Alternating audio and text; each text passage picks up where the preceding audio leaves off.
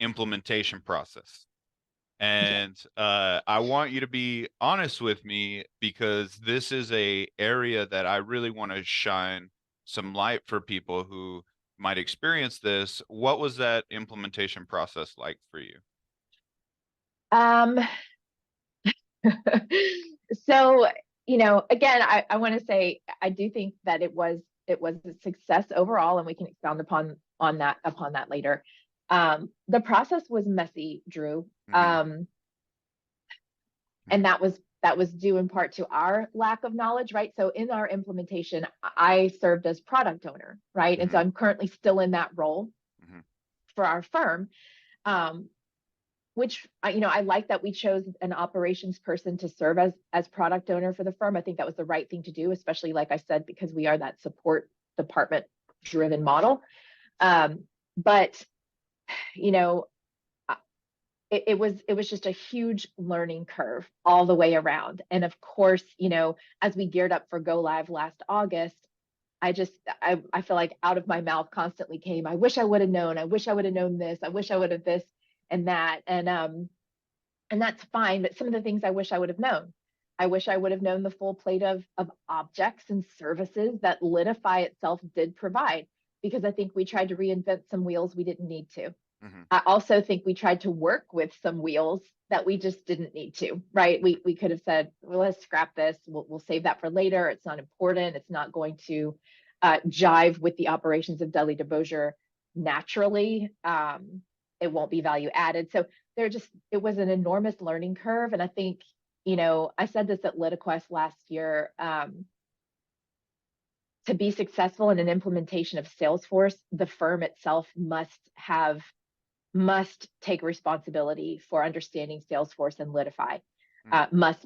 You can't just rely on your third party services to do the homework for you, do the research. You have got to come to the table as a full-fledged partner in the process, which of course I tried to do, Yeah. right? But even still, it was rough because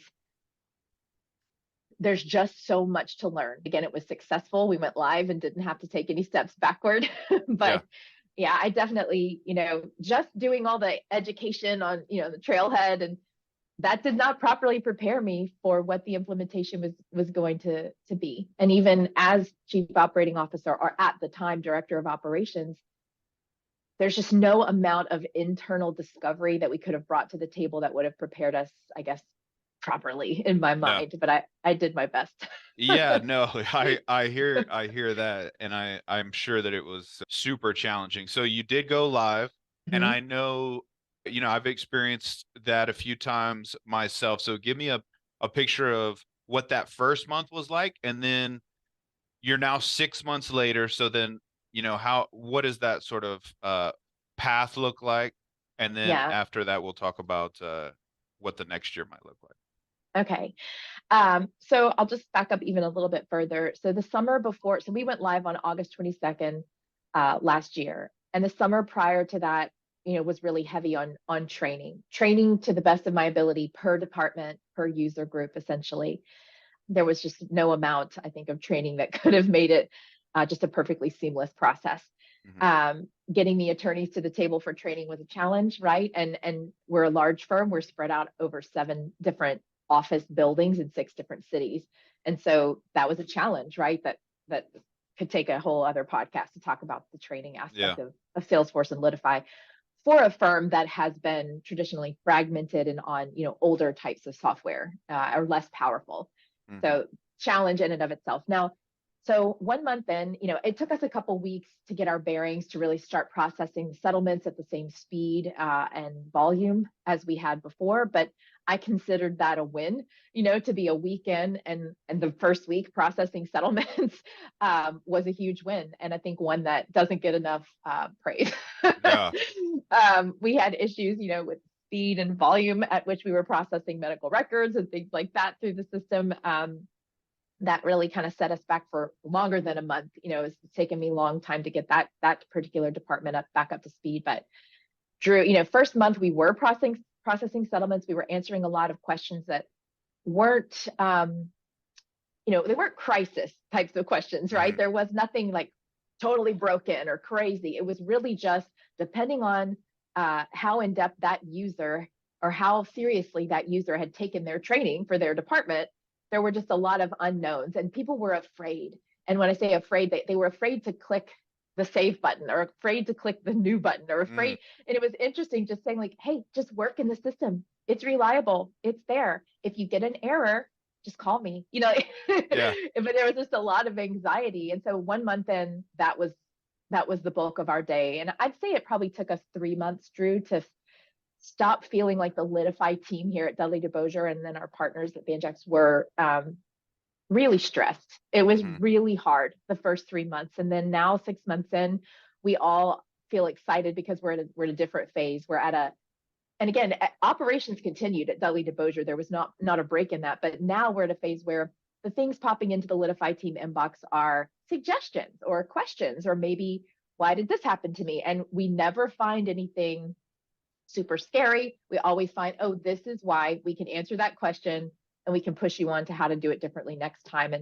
And now we're thinking about, iterations more. And that's Great. It's an exciting phase to be in now. Awesome.